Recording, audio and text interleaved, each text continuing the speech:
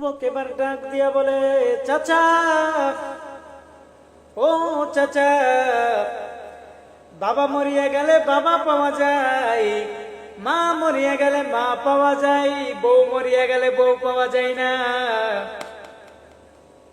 যে কথা বলতেছিলাম, তো চাচা ডাক দিয়া বলে, মুরব্বী চাচা ডাক দিয়া বলে, কি ব্যাপার, বাবা মরিয়া গেলে বাবা কেমনে পাওয়া যায়, মা মলে মা কেমনে পাওয়া যায়, বউ মরলে বউ পাওয়া যায় না, কেমন কথা রে বাবা। যুবক ডাক দিয়া বলে, চাচা, আমার বাবা যেদিনকে মারা গেল সেই দিনকে আপনি এসে বললেন, চিন্তা করো না, পেরেশানির কোনো কারণ নাই, তোমার বাবা চলে গেছে তো কি হয়েছে, আমি আছি। কিছুদিন পরে মা মরে গেল, গ্রামের চাচিরা এসে বললাম, তোমার মা মরছে তো কি হয়েছে, আমরা আছি। তার কিছুদিন পরে বিবি মরিয়া গেল,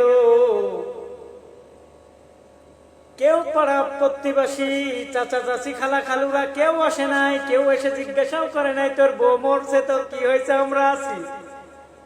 এই দুঃখে কথাটা বলছি যে বাবা মরলে বাবা পাওয়া যায়, মা মরলে মা পাওয়া যায়, বউ মরলে বউ পাওয়া যায় না। এই যে কথাটা সে বলছে,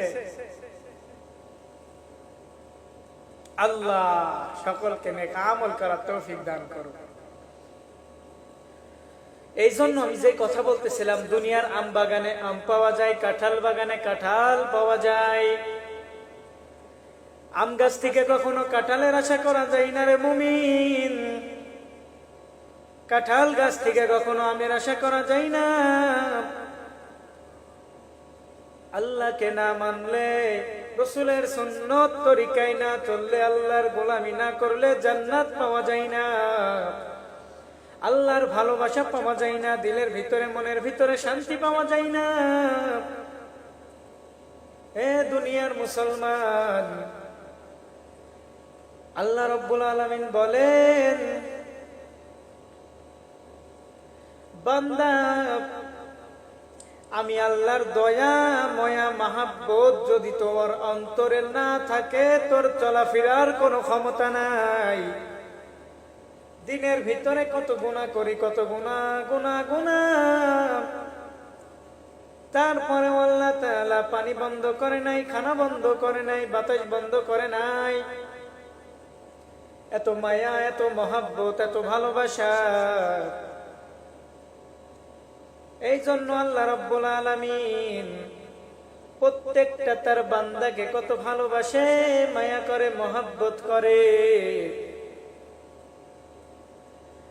আল্লাহকে পাইতে হলে কিছু শর্ত আছে, যে শর্তগুলো মানতে পারলে আল্লাহকে পাওয়া যায়। এরে বান্দা,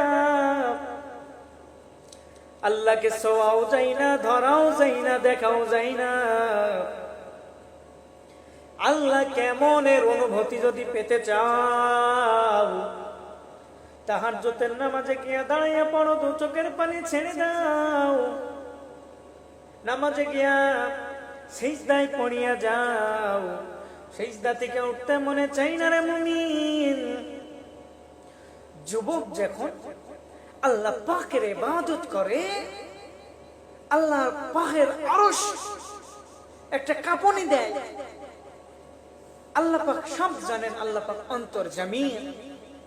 তারপরেও আল্লাহ রাব্বুল আলামিন ফেরেশতাদেরকে ডাক দিয়ে বলে, ও ফেরেশতা,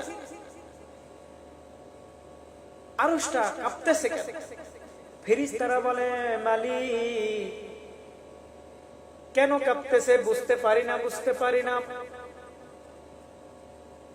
আল্লাহ রাব্বুল আলামিন বলেন, তোমরা আমাকে ইনসান বানাইতে মানা করছিলে, লাফা করবে, ঝামেলা করবে, ঝগড়া করবে।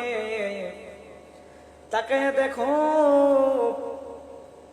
ওই যে আমার বান্দাগুলো চোখের পানি ছেড়ে দিয়া সিজদায় পড়িয়া আমি রবের কাছে কান্না করে। ও ফেরেশতা, কিসের জন্য তারা ইবাদত করে, কিসের জন্য দু চোখের পানি ফেলে? তোমরা কি জানো? বলে, মালিক জানি। বলে মালিক, তারা কবরের আযাবকে ভয় পায়, মৃত্যুকে ভয় পায়, জাহান্নামের আগুনকে ভয় পায়। আল্লাহ বলে, ওরে ফেরেশতা, তারা কি কবরের আযাব দেখছে? বলে না। জান্নাত দেখছে? বলে না। জাহান্নাম দেখছে? বলে না। তাহলে কেন ভয় করে? বলে আল্লাহ, আপনার যেই বাণী আপনি দিয়েছেন, বাণীর থেকে শুনে শুনে তার জীবনে গেঁথে নিয়েছে, মরার পরে কবরের ভিতরে আযাব। সে যদি বেনামাজি হয় তার জন্য জাহান্নাম, সে যদি মুমিন হয় তার জন্য জান্নাত।